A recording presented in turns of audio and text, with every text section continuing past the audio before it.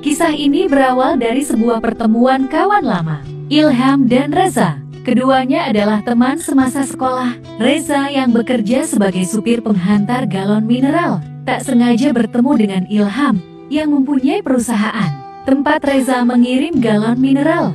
Ilham sangat senang bertemu kawan lamanya itu. Reza pun senang. Ilham yang kini sudah sukses tetap mau mengenalnya. Berbeda dengan kawan-kawannya yang lain, Ilham mengajak Reza mengobrol soal masa-masa sekolah dulu, tapi Reza hanya punya waktu sebentar karena harus melanjutkan pekerjaannya itu.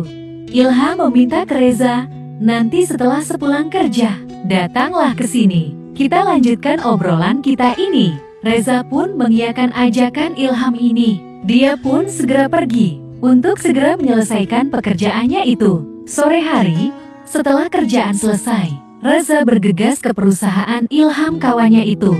Reza pun menuju ruang Ilham di lantai 3 dengan dihantar satpam.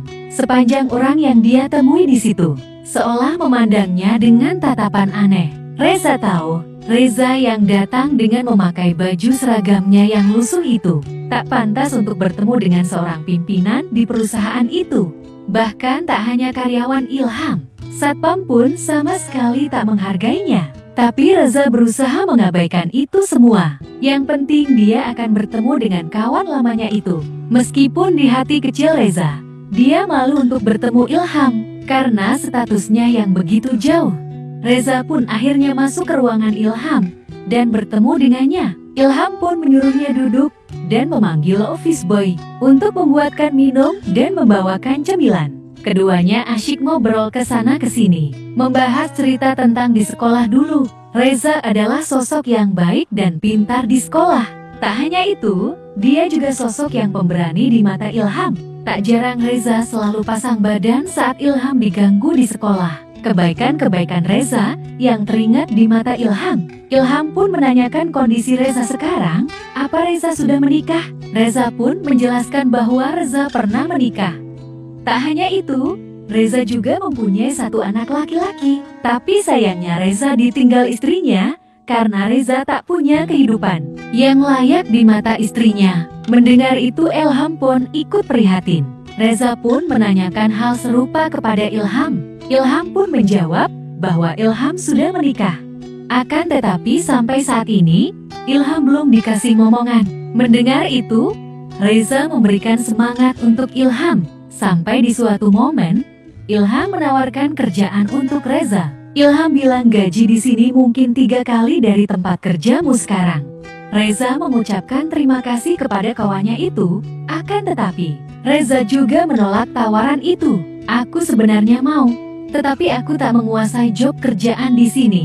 Walaupun aku kawan baikmu, tak seharusnya aku merugikanmu nanti, ucap Reza, yang membuat Ilham makin salut dengan kawannya itu. Jujur Ham, aku memang lagi cari kerjaan. 2 hari lagi kontrakku habis. Tapi aku kesini bukan cari kerjaan, aku pengen ketemu kamu. Kamu cari kerjaan bagian apa Zah? Tanya Ilham. Supir Ham. Karena modalku Simbi, pengalaman kerjaku supir. Jawabnya. Kebenaran aku cari supir, supirku keluar. Kamu sengaja bantu aku atau memang cari supir beneran? Tanyanya, beneran Za? Tapi aku nggak enak mau nawarin ke kamu tadi. Kali kamu mau nyoba kerjaan lain. Jawab Ilham, ya aku mau. Kalau begitu, ucap Reza. Reza mulai 2 hari ke depan akhirnya mulai kerja di Ilham. Mereka melanjutkan obrolan mereka. Karena sudah malam Reza pun akhirnya pamit pulang. Waktu berjalan akhirnya, Reza mulai kerja jadi supir Ilham. Meskipun mereka kawan, tetapi Reza berusaha seprofesional mungkin saat bekerja dan akan berubah sikap saat di luar jam kerjanya. Setelah 4 bulan berlalu, supir istri Ilham keluar. Reza ditugaskan untuk menggantikannya. Reza pun siap menggantikannya. Bahkan Reza menjadi supir Ilham dan istrinya Ilham. Melihat kerja Reza yang bagus, ketika yang baik, Ilham pun memanggilnya. Ilham meminta antar ke sekolah mereka dulu setelah pulang kerja. Reza pun mengiyakannya. Mereka pun ke sekolah mereka sore itu. Mereka duduk di kantin yang biasa tempat curhat Ilham ke Reza. Ilham pun membuka omongan. Zah, ingatkan jika aku mengajakmu ke sini, aku butuh bantuanmu. Reza pun hanya tersenyum, mengingat itu. Apa yang bisa aku lakukan untukmu pasti aku siap, ucap Reza. Zah, aku divonis dokter tak bisa punya anak. Itu 2 tahun yang lalu. Kini aku tak bisa mengangkat singkongku. Aku sudah tak bisa bangun. Reza pun sedih mendengar curhatan kawannya itu. Ilham pun melanjutkan ceritanya. Zah, menurutmu istriku cantik gak? Kira-kira dia berhak gak untuk bahagia? Reza pun hanya mengangguk sambil meratapi kesedihan temannya. Jika kondisiku begini, apa aku bisa membahagiakannya? Aku sangat mencintainya. Aku gak siap kehilangan dia. Zah, kamu mau gak nolong aku? Tanya Ilham. Aku bisa bantu apa Ham? Jawab Reza. Kamu bisa gak buat istriku senang? Kamu bisa gak buat istriku bahagia? Bisa gak kamu gantikan posisiku ini? Ucap Ilham. Sontak Reza pun kaget. Tak habis pikir dengan semua ini. Ham, hati-hati mulutmu. Dia istrimu. Tak mungkin aku bisa menyentuhnya. Kamu sudah gila Ham. Imbuh Reza. Zah, aku gak siap kehilangan dia. Aku gak rela jika dia dinikahi orang lain. Ini sudah aku pikir matang-matang Zah, ucap Ilham.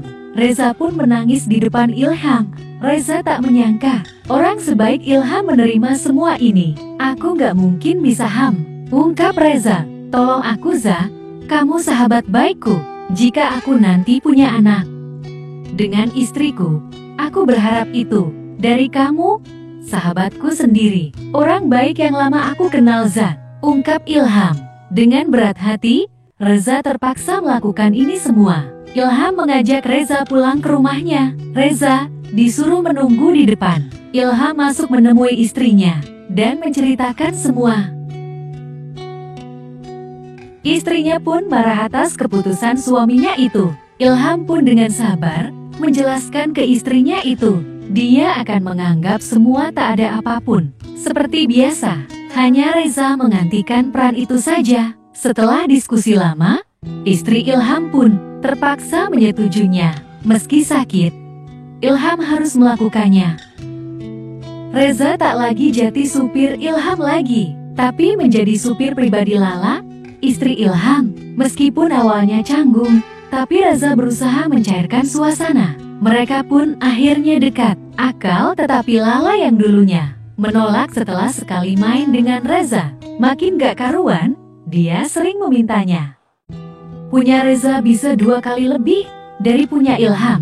Tak hanya itu, stamina Reza yang tak habis-habis membuatnya kewalahan. Lala mulai terbuai dengan Reza, yang dulu dengan Ilham 2-3 hari sekali. Dengan Reza sehari bisa 3-4 kali. Reza pun mulai tertarik dengan tingkah manja Lala.